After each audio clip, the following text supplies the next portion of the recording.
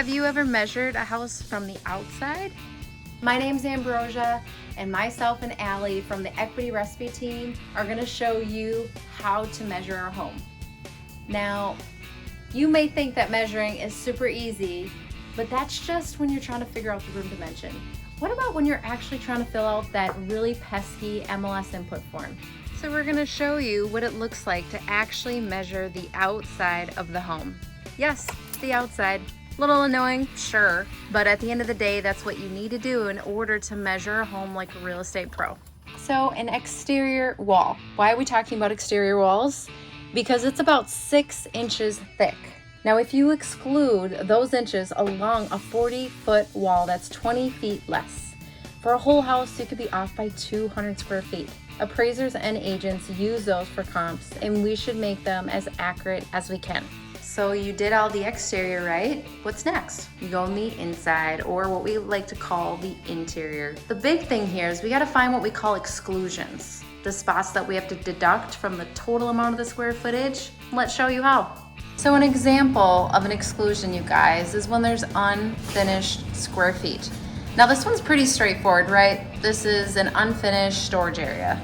Other examples might be a utility room, or sometimes it's that random space below the stairwell. So what do you do with it? Well, the exclusion has to be measured just like normal room dimensions, and you take that away from the total amount that you got when you measured the exterior walls.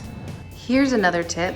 Do not forget to check out the garage, because sometimes there's little bump outs. In this case, there's a bump out for a half bath on the main floor, and this is gonna affect your dimensions, both the interior as well as the exterior. Now let's talk about part 2 of measuring a home as a real estate professional. Let's have a quick check-in here. You have already gone around the property.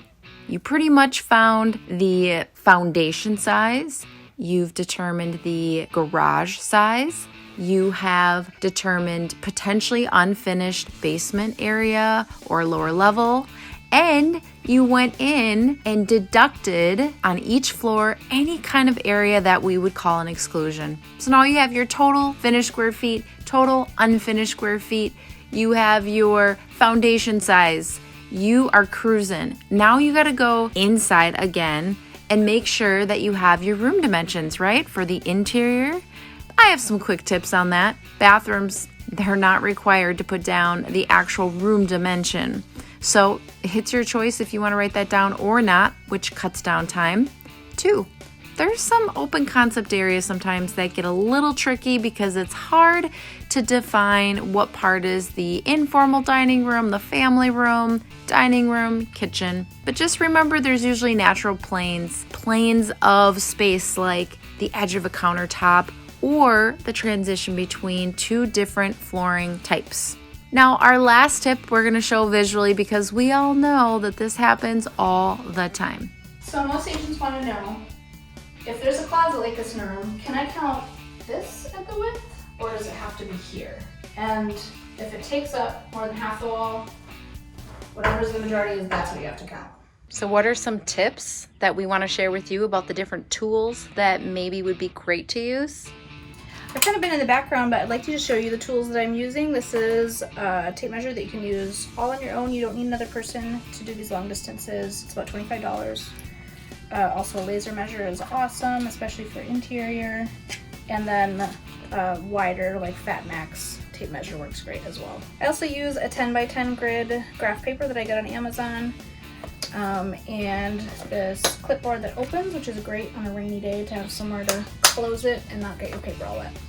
So a frequently asked question we wanted to bring up is, how come we don't see total square footage in your information you just sent us? So we're trained from the MLS, so Ally goes out when we're hired and gets all the raw data, puts it together, one little spreadsheet that we email you. You're right, it doesn't have the total square footage because that is not a required MLS field. Actually, it's a field that the MLS automatically adds up and calculates for you. But a lot of people ask us and we say, hey, we literally give you what you need when you need it, and we correspond the information to the actual input field numbers so you can plug and play.